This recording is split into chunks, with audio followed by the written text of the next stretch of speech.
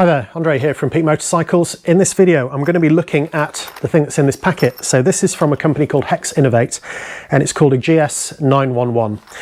Now, what this is a mobile Wi-Fi enabled diagnostic tool for BMW motorcycles. I will give you a close-up look in a sec and also go through how you actually use it. And if you're wondering why one of these might be useful, especially one that you can carry around with you and maybe use over Wi-Fi with your phone, anyone that's got one of these bikes, and it's not just the new BMWs, it's I think even the ones going back maybe even 20 years, they've got more and more electronics on them, and a lot of the time if you have a problem, maybe you get an engine management light, maybe you get an ABS light or a traction control light coming on.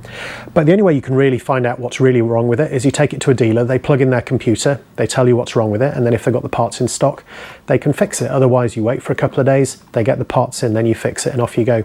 If you're doing a long journey and maybe the nearest BMW dealer is a couple of days ride away, you could quite easily lose a week. You could lose 2 days getting to the dealer, then they run the diagnostics using something very similar to this.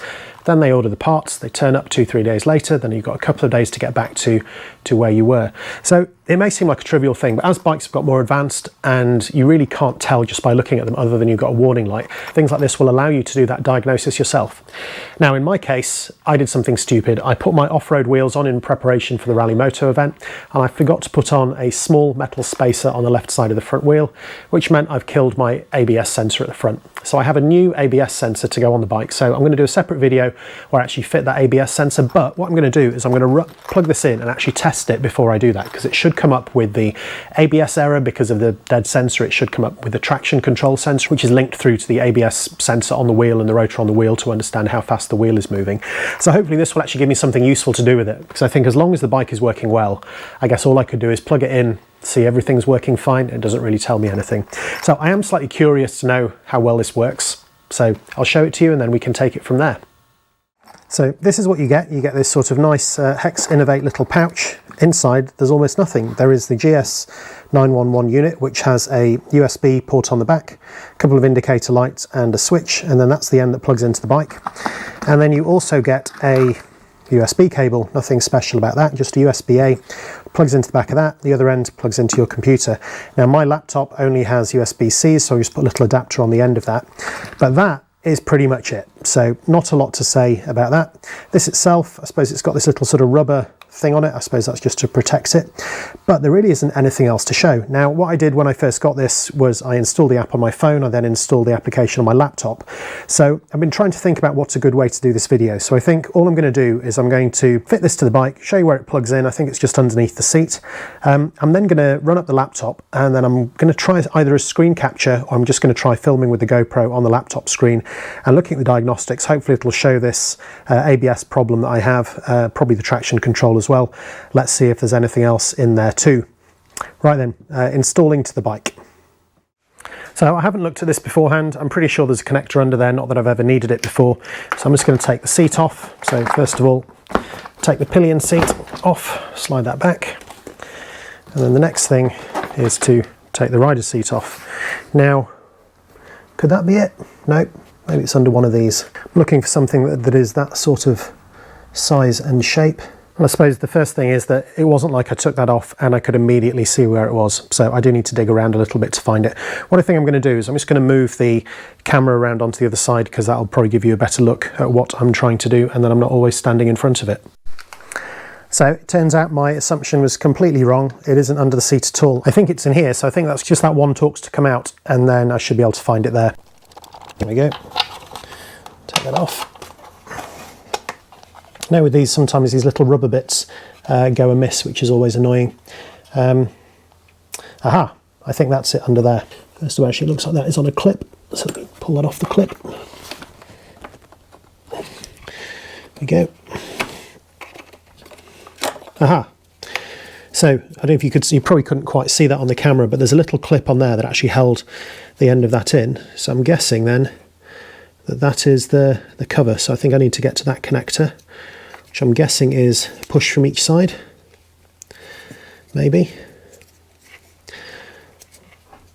And then working out which bit to pull on. Certainly I think from pushing there, it looks like that connector does come open.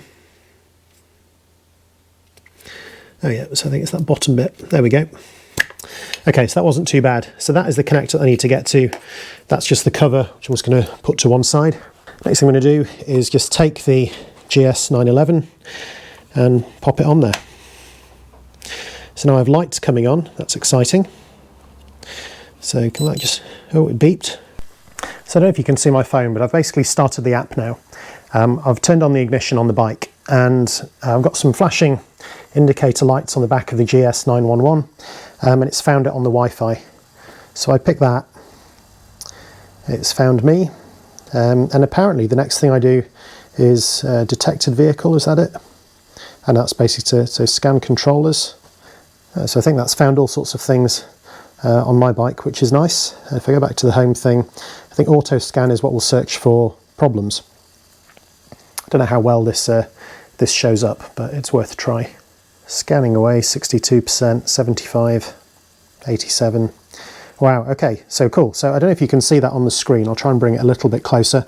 It's got lots of information about my bike. So my next service is the 23rd of December this year, which sounds right. It's also got my mileage and kilometres. Doesn't have my reg, which is handy. And then in here we've got these various faults. So the tyre pressure monitor, the ABS brakes, semi-active suspension. We've got 3 faults on each of those. So let's have a look at the tyre pressure monitor first of all.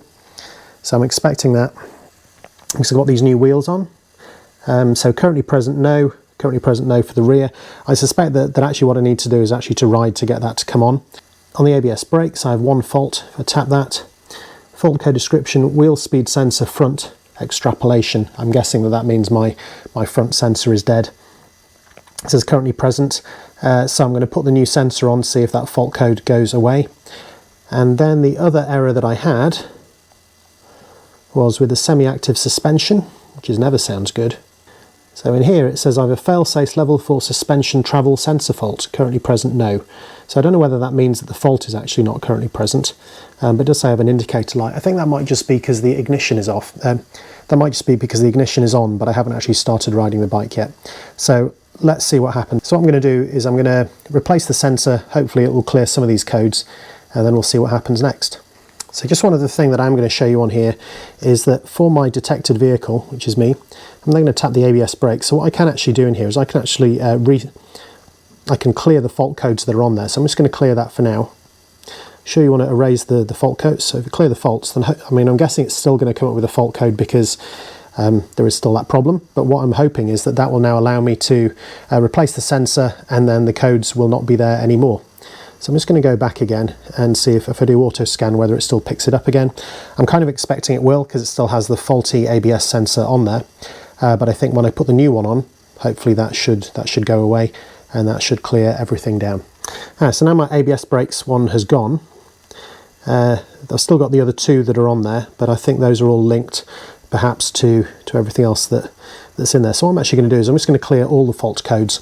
I'm then going to replace the sensor, and then I'm going to take another look at this after that, and hopefully everything will then be good. A couple of weeks have passed since I replaced the ABS sensor on my R1250GS. I've taken the bike, I've done the Rallye Moto Rally.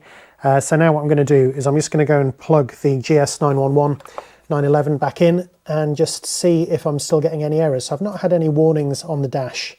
So I'm hoping that this is all going to be fine. See, that managed to get mud on everything while I was away. Just going to plug that in. Just going to turn on the ignition. So again, I've turned it on, it's beeped a bit, it says it's connecting, and there we go, and now I'm in. So if I turn it that way up, will it work that way up? There we go. So maybe I can show you. So I'm going to do the auto scan again. So here we go. So I've got all the information about my bike.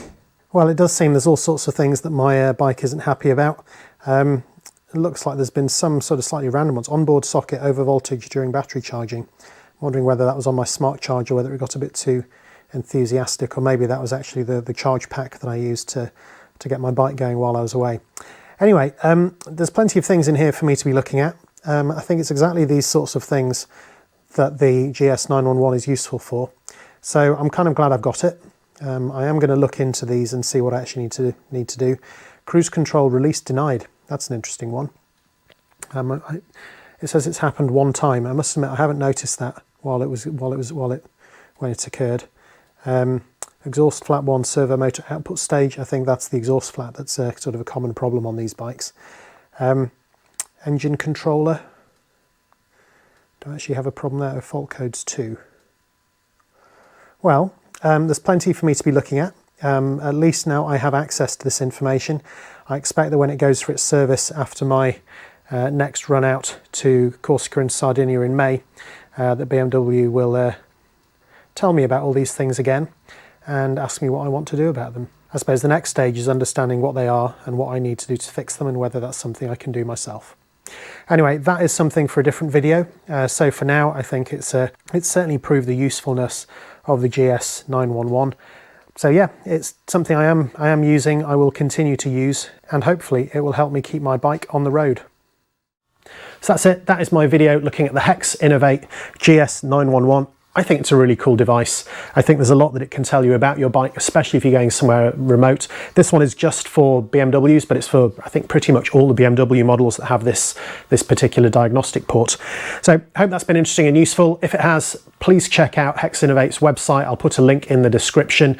I'll be using this for my bike going forwards. If you're new to the channel, you might not be aware that I only really do videos on things that I actually use myself. And this one is definitely going to be something that I'm going to be carrying with me. I'll be doing my long tours to Europe in the summer on the GS, and I think it's just a useful thing to have and to be able to use. Thanks for watching.